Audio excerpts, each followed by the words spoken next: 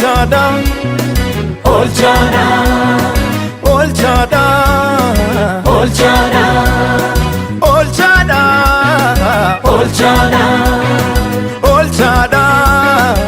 Faarsaa Daawit 27 lakkoo tokko duwwaarraa kana mata dureen warra ganama barannu humna kiristaanotaa waan jedhudha.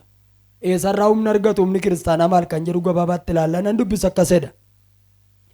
Waaqayyo ifa kootii fayyina kootis yoos immoo eenyuun sodaadhareen Waaqayyo da'oo jireenya kootiitii eenyu duratti hampeerpeeramaa kan jedhudha.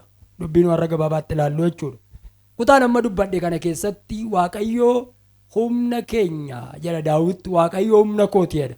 Mata dureen keenya humna kiristaanotaa kan jedhudha. Daawit yeroo Waaqayyo waa'ee Waaqayyo ibsu Waaqayyo waaqa kooti duwwaa miti jedha.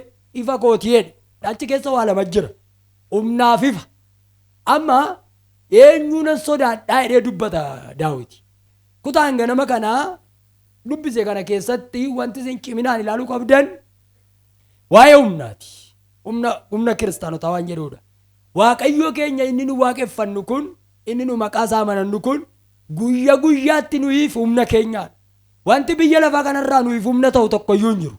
Yoo argitanitti ta'e addunyaa kana keessa waa baay'ee jira humna kan qabu. Konkolaataan humna qabu jiraachuu danda'a.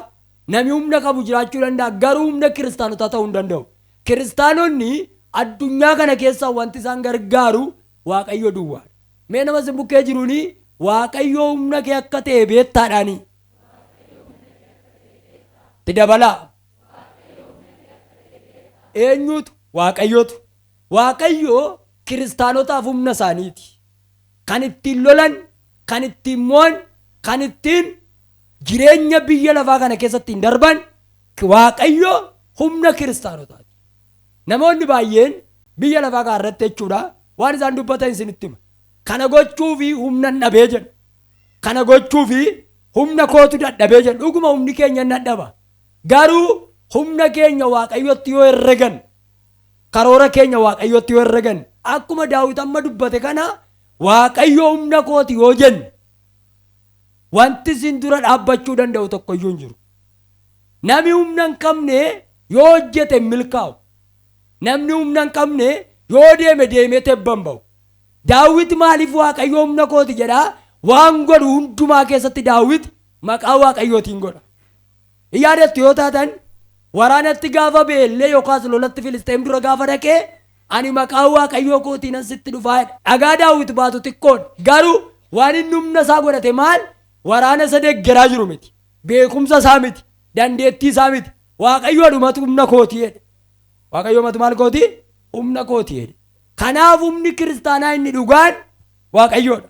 Kiristaana tokko humna qaba jennee kan hin sodaannu yaaddomnu yookaas hin yaaddomneef humni kiristaanaa inni dhugaa Waaqayyoodha.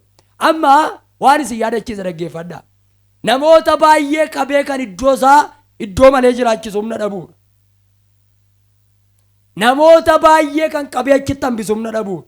Akka jedhaa Waaqayyo humna koo ergatee jedhaa. Eenyuun sodaadhareedha. Eenyuun isheen jettu kun waa hundumaa jechuudha. Xibaaraa tolfattuu warra dagaamii warra hiyyummaa abaarsa warra nama ajjeesan waan sodaadhi tokkoyyuu hin qabu jedhe. Maaliif? Waaqayyo humna isaanii humna isaa waan ta'eef. Humni Daawit Waaqayyo waan ta'eef.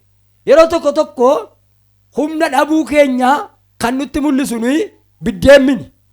Yeroo Waaqayyo irraachisin humna dhabaa deemna. Akkamitti gara Waaqayyootti dhufna ree? Yookaas madda humna kana akkamitti chaarjii irraa fudhanna? Akkamitti elektiriikiin isaa gara keenya dhufa? Akkamitti? Ergi Waaqayyo humna keenya ta'e. Isa tokkoffaa tokkodhaa barreeffadhaa warri barreeffattan. Inni tokkoffaan yeroo nuyi kiristaanota dhugaadhaaf bulu yookaan dhugaa jaallannu ta'uu qaba. Efesoon 6:14 Phaawulos akkas jedha. Yaa warra Efesoonii jedhaan magaalattii kanaan dhugaadhaan mudhii keessanii dhadhaa'e. Chaarjiin humna Waaqayyoo kan inni nutti dhufuu danda'u yeroo kiristaanota dhugaa jaallatan taanudha. Kiristaana akkamii? Kiristaana dhugaa jaallatu yookaan dhugaan abbulu. Kiristaanota dhugaa filatu yeroo taanudha. Efesooniin Phaawulos yeroo jecha kana dubbatu magaalaan Efesoon waa sadiin baxamtuudha. Tokkoffaa ulaa galaanaa ammas Itoophiyaan reefu qabdu kana qabu turan jarri kun. maal argaa oolu biyya isaanii keessatti sobduun meeqatti galtee keessaa baatee akkasuma biyya kubbaan keessatti taphatamuudha. Magaalaa kanatti kan lallaban Aqiliyaa Pirisiyaani lallabdoota lamatu itti lallabetu Phaawulos hin dhagin. Phaawulos immoo achi dhaqee isaan hirkaa fuudhee waggaa 3 itti lallabe achi ture. Akkuma kana Xiimotewos dhaqee itti lallabe. Jarri kun sobduun biyya keessa waan baay'atteef gareen kun sobdoota kanaan akka maccaaneef Phaawulos akkas jedheen isa jalqabaa dhugaadhaan mudhii keessanii dhadhaa'e. Nuyi humni Waaqayyoo kan inni ittiin nutti darbuu danda'u yookaas humni Waaqayyoo dhiiga keenya keessatti argamuu kan danda'u mana keenya keessatti argamuu kan danda'u yeroo dhugaa jaallannuudha. Yeroo dhugaa filannuudha. Efesoon 6:14 maal jedhee dhugaadhaan mudhii keessanii dhadhaa'e. Mee namas bukkee jiru jabeessaa naa qabaa. Isa kanatti maa bayeessa taa'aa namicha kanan fayyisa. Akka jettaniin humna Waaqayyoo argachuun barbaaddaadhaanii. Dhaloota dhugaaf ajajamu ta'eedhaanii. Dhugaan sitti haa mul'atuudhaanii.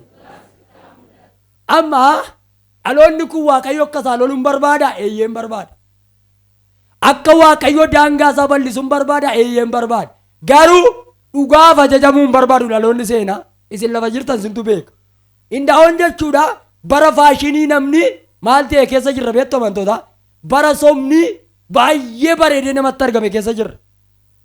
Yoo fakkeenyaaf suuqii dhattanii wayyaa bitattan suuqii baay'ee keessa maal argitu wayyaa foorjidii argitu wayyaa soba. Yerooti bitattee galteetti guyyaa 2 yerooti miiccuu ammuma irraa shaakattaa. Akkuma kana wanti sobaa baay'ateera. Waaqayyo akka jedhe laa dhaggeeffadhu humna koositti chaarjessaa jedhe. Agalgaayis ta'e miti agalgaayis ta'e.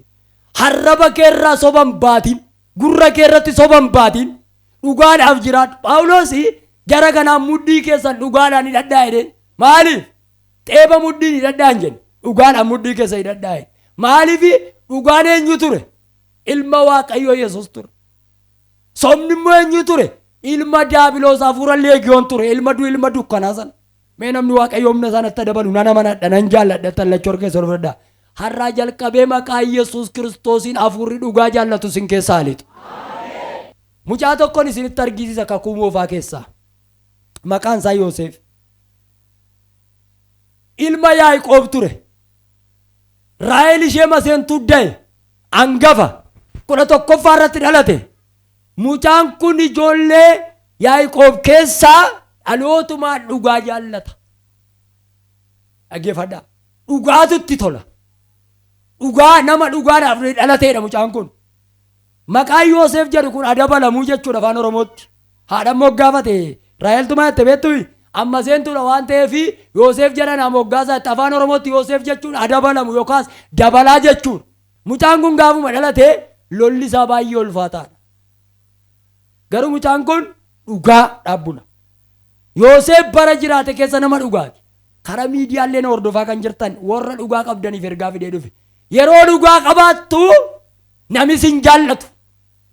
Dacheen lafarraa kun sin taatu. Maaliif? Dacheen lafarraa kun dachee warra sobdootaaf haala mijeessituun. Yoosef ijoollee Yaaqoob keessaa 11ffaa irratti jibbamaadha. Obbolaatu warra nu wajjin dhalateetu garaa tokko keessaa kan ba'anis warri garaa biraas Yoosefima jibban. Mucaan lafaa kee akka jedhe uumama boqonnaa 37 irratti Yoosef abjuun qabaanii jedhe. Abjuun qabane. Mee waan akka isinitti hima. Warri biyyi lafaa kun sin gante. Biiroo keessaa biyyi lafaa sin gante. Dacheerraa isin miidhaa jirtu. In sodaatinaa dhugaa qabdu taanaan hin jilbeenfachiiftu. Raahel maseenummaadhaan mucaa godhattee abbaan isin jaallataa obbolaa Yoosefii warri isa booddee ta'an kottaa akka goona namitti dhugaadha ittee nu rakkiftu soban jaallanne kanan eenyaan 10 taanee somnee baay'ina keenyaan somnee abbaa keenya dhannee maal jennaani Yoosef awwaalameera du'eera jennee ololo irratti hoofnaa kottaa dhanii dhaqanii abbaa isaanitti Yaaqoobiin akka jedhanii mucaan keen du'ee beettaadhanii mucaan garuu lubbuudhaan jira.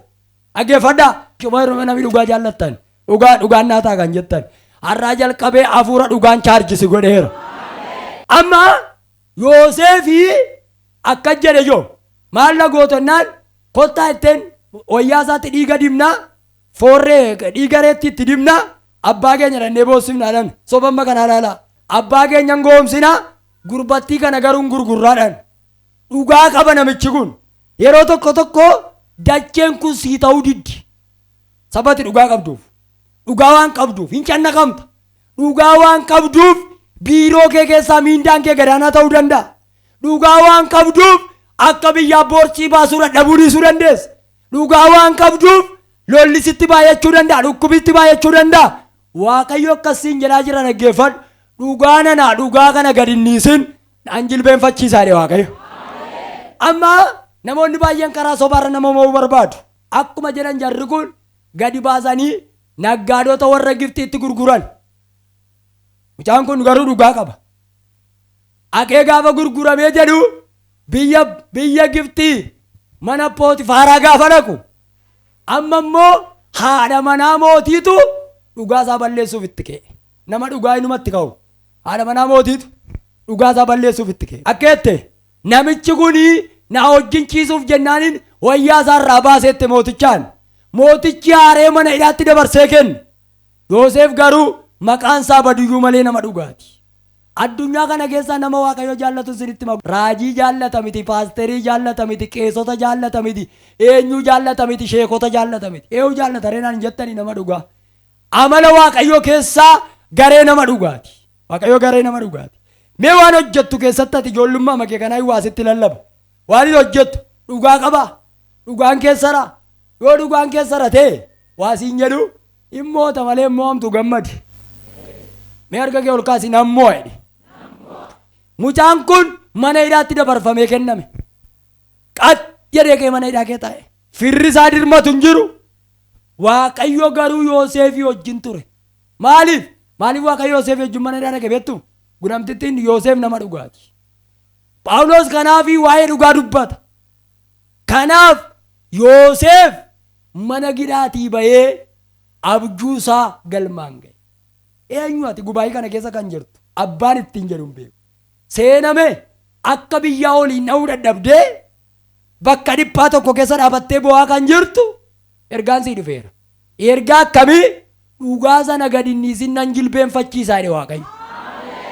Yaadattu bar tokko hammina mastersii dookterii ta'ee dhume waraqaa sobaa qe'ee baafate. Yaadattu hin jedhe. Waraqaa utuun baratiin maal ta'e digiriidhaan jedhee waraqaa foorjidii baafatee waajjira mootummaatti namme. Achumaan kompeetarri dhufee gaafatti sakkaan inni digirii kutaa shanii hin baranne waajjira mootummaa keessa. Warri digirii sirrii baratan immoo lafa taa'u bara sana. Isa booddee kompeetarri gaafa dhufee circiruu jalqabu warri digirii sirrii qaban dhufanii iddoo isaanii dhufan eenyutu ergaa kana fudhata. Akkasiin jedhe Waaqayyo soba biyya kanaatti hin hiriirin dhugaa qabaadhu. Humna koon sirra kaa'e. Yoosef biyya Gibxii keessatti joo baroodee jiraate. Guyyaa tokko namittiin abjootte abbaan mana haadha manachaa abjuun abjoote abjuu wal tataan. Akkeene nama abjuu koo kan naayii kun barbaade jennaan namittiin tokko mana hidhaatii galtee maattee hin beektu. Namichi tokko jira firan qabu malee abjuu falfalee lafa kaa'atte. Dhagaa fidaa'e. Hareedi isaa guddateera mucaan waggaa 17 mana hidhaa taa'e waan ta'eef qeensi irratti gurguddateera. Yoosef jennaan waan hin argeen sitti maa jedheen jennaan saawwa huqqattuu torbaaf saawwa cochoomtu torban argee walii isheen harkaa badde jennaan inni huqqattuun jedhee Yoosef jennaan beela waggaa 7 dhufuudhaa jedheen inni sun immoo jennaan quufannaan kanaafu maal godhu jennaan minaan bitadhu jedheen kanuma dubbate laa isa booddee nuyi dandeenye hin binnu sufaanitti ol bayiiti haadha ana duubaan bulchin malee Gibxii guutummaa ashkarakkarii jedhe tokko sadaffaadhaan filame miti Yoosef shanarfaffaadhaan filame miti Yoosef. Gareen isaaf harka baase tokko iyyuu hin jiru. Dhugaan isa duukaa harka baase eenyuutu ergaan qaba. Kiristaanota addunyaa kanarraa na dhaggeeffattan dhugaa qabdu taanaan dhugaa jaallattu taanaan ani garee keessa inuma jilbeenfachiiftu jedhe Waaqayyo. Lama ameen jedhe. Dhugicha gadi hin dhiisin yoo dhiyeeyyuu guyyaa tokko baqaqaqaq jedhee sii bari'a. Inni lammaffaan maan akkamitti humni Waaqayyo gara keenya humna Waaqayyo humna keenya godhanna kan jedhuuf qajeelummaa mee nama si bukkee jiruuni waan qajeelaa taatee beettaadhaani. Innis maalirraa argita beettu Efesoon 6:14 achumarra jira dhaggeeffadhaa waan isinitti hima. Amma Phaawulos akkeedha warra Efesooniin qajeelummaa immoo akka uffannaatti maal godhaa Meena duukaa jala uffadhaa jedha. Meena mas bukkee jiru naa qabaati. Dhugaa ergaatti naa himaa. Kanumta akkati na bukkee teessu si godhe jedhaanii. Carqii sirraa kanan tuffatta miti jedhaanii. Carqittii kanatti nu gidduu si teessee jedhaanii. Mee nama tokko nan badhaasa dhaqee wayyaa kan ofirraa baasee paantii baasee dhufu. Nan badhaasa. Nus hin teenyu atis hin dhuftu garaa jabaatte. Nus immoo hin teenyu malee tuti qullaa dhufte. Naa amantaa. Amma Paawuloos akka jedhu ijoo ayya carqii kana. Carqii tuffattu kun amma mee yeroo miicullee eeggadhu. Kan gabaatti si geessu. Kan finfinneetti si geessu Waaqayyo gaditti. Wayyaa sirraa kanan tuffatin. Utuu wayyaan sirraa kun sirra hin jiru teeti lafa ciiftuu miti akka taatu hin beektu. Waan isinitti hima. Qajeelummaa akka uffataatti maal godhani Paawuloos? Ol duukaa. Qajeelummaa uffachuun yelloo keessaa ba'uun. Barammaa kana moo waa dhageesseettaa? Namni jechuudha. Qajeelummaa lafa kaa'eetu jallina uffatee biyya keessa deema waanuma fokkisaa. Paawuloos qajeelummaa akka uffataatti uffadhaa. Waa'ee uffannaa kana isinitti hima. Amma maaliifan boonee isin dura dhaabadda beektu? Carqii diimaa kanaaf hin dhaabadda. Malkii konni goggogaa illee carqii kana dhosse. Namantuu kana. Waan isinitti hima. Qajeelummaan yeroo baay'ee namni baay'een humna Waaqayyoo humna isaa godhachuu barbaade garumaan daba yaada. Halkan rafee hin bulu. Waaqayyoon immoo waaqeffata. Qajeelummaa akka uffataatti uffadhaa jedhe Paawuloos. Inni lammaffaan ani isinitti gara qabxii sitaanutti darbu qajeelummaadha. Isas mee seera uumaa boqonnaa jaatti isin geesse. Namicha tokko jira. Uumaa boqonnaa jaa lakkoofsa 9. Namichi kun maqaan isaa Nooyi jedhama. Uumaa boqonnaa jaa 9 irra maal beektu? Nooyi dhaloota sana keessa akka jireenya qajeelummaa jiraataa jedha. Guyyaa tokko garba Atilaantik yookaas bishaan addunyaa kanarraa hafe miti Nooyi. Maalirraa hafe beektu? Sababa qajeelaa ta'eef. Nooyi maalirraa hafe beektu?